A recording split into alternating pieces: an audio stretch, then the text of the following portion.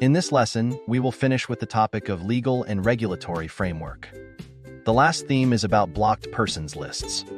Such lists as the U.S. Specially Designated Nationals (SDN) list, the UK Sanctions list, and the EU Consolidated list are critical tools in global sanctions enforcement. These lists identify individuals, entities, and groups subject to asset freezes, travel bans, and other restrictions due to their involvement in activities like terrorism, human rights abuses, or violations of international law. Administered by respective authorities OFAC in the US, the FCDO in the UK, and the European Commission in the EU, these lists are legally binding within their jurisdictions and often have extraterritorial implications. Regular updates and mandatory screening requirements ensure compliance, making these lists essential for risk management and sanctions adherence. US SDN list. The U.S. Specially Designated Nationals (SDN) list administered by OFAC includes individuals, entities, vessels, and aircraft designated under various sanctions programs.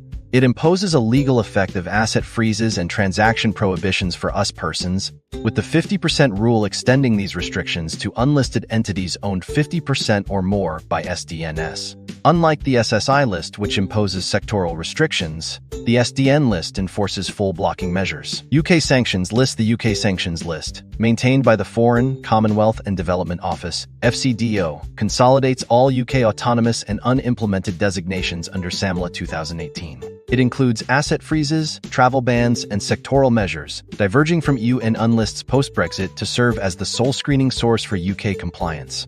The list is regularly updated and reflects the UK's independent sanctions regime. EU Consolidated list. The EU Consolidated list, managed by the European Commission, encompasses all individuals and entities subject to EU financial sanctions. It enforces asset freezes, travel bans, and sectoral restrictions, with implementation and enforcement carried out by member states under EU oversight. The list is harmonized across the EU and regularly updated to ensure consistency in sanctions enforcement. Screening challenges and best practices. Organizations face challenges in screening against multiple sanctions lists, including frequent updates, complex ownership structures, and divergent rules across regimes. Best practices include using automated tools with robust algorithms for name matching, maintaining audit trails, and ensuring compliance with evolving regulations. Cross-list screening is essential to avoid penalties and ensure global compliance. To make a fast recap of this section, the legal and regulatory frameworks as sanctions compliance requires navigating distinct regimes with unique features.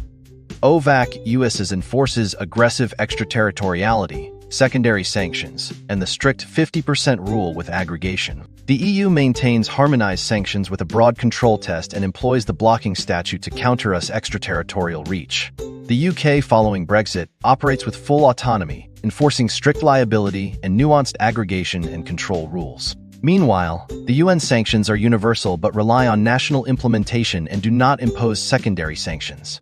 Effective compliance demands automated screening, robust systems, and constant vigilance to monitor and adhere to evolving regulations. Sanctions compliance is a dynamic, high-stakes field shaped by overlapping legal frameworks, extraterritorial enforcement, and evolving rules on ownership and control. The US OFAC regime is the most aggressive in extraterritorial reach and secondary sanctions, while the EU and UK have developed mechanisms to shield their operators from foreign laws but face practical challenges. The 50% rule and blocked persons lists are central to compliance, but differences in aggregation and control tests require tailored risk-based approaches.